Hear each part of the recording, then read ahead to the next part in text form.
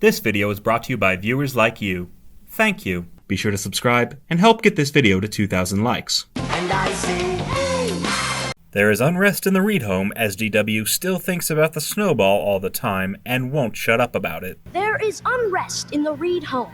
DW still thinks about the Snowball all the time and won't shut up about it. I just said that. DW interrupts Arthur's random-ass Star Wars homage to blame her brother once again for the stupidest crime ever conceived. DW goes to the freezer to get ice cream for her mom's birthday dinner, only to find the Snowball has mysteriously returned.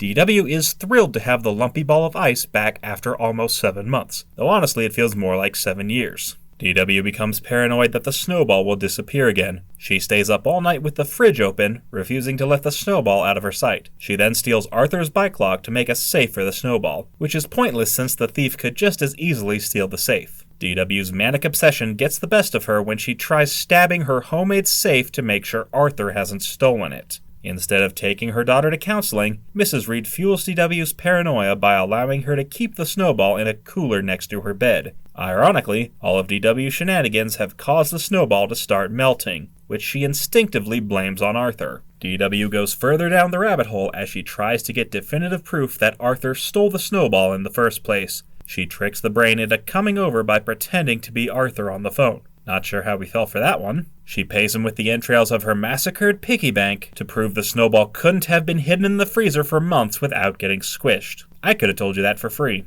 The brain finds ice cream from his parents' store in the freezer and deduces the Snowball showed up on the same day that the ice cream was bought. The brain is about to crack the mystery right when Arthur shows up to point out the so-called genius is getting scammed by a preschooler. Arthur and the brain get the fuck out of Dodge as DW swears vengeance upon their souls. DW gives up hope of finding the truth as her Snowball is reduced to a puddle. Just then, Arthur admits he was responsible for the Snowball's mysterious return all along. He explains how he tricked her by buying a plain snow cone from the ice cream shop when his dad sent him out to get dessert for their mom's birthday. And again, why are the Reed parents sending their children out into the world unsupervised? DW still demands to know why Arthur stole the Snowball in the first place, leading Arthur to snap and verbally whoop her ass. He points out for the 10 millionth time that it doesn't fucking matter, and DW finally relents and apologizes for blaming him. She thanks him for the fake Snowball, and we get this weird epilogue with the aliens who supposedly stole the Snowball. But it's not the same aliens from the original episode.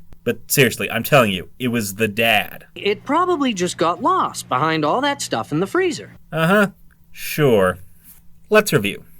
DW lost her Snowball and spent almost 7 months blaming it on Arthur. When the Snowball mysteriously returned, she became even more paranoid, keeping it under lock and key and refusing to let it out of her sight. She looked a gift horse in the mouth and spent all her time trying to prove Arthur stole the Snowball in the first place, going so far as to bribe his smartest friend to prove his guilt. She fussed with the Snowball so much that it turned into a puddle in a matter of days. It turned out Arthur put a fake Snowball in the freezer to calm his sister down, which backfired horribly, because no good deed in the Reed house goes unpunished. And it was only when Arthur put DW in her place that she finally agreed to shut up and move on with her life. F you, DW. And I say, hey, I have a Patreon. Sign up at patreon.com/mattneff to get your name in the thank you credits, along with early access to every FUDW and the chance to vote for future episodes. If there's a movie or show you'd like me to talk about, top-tier patrons can commission a review for my channel. Check out the link in the description to become an FUDW superfan. Also, I'm now on Cameo, so make sure to check out my profile to get a personalized FU video. Next time on FUDW...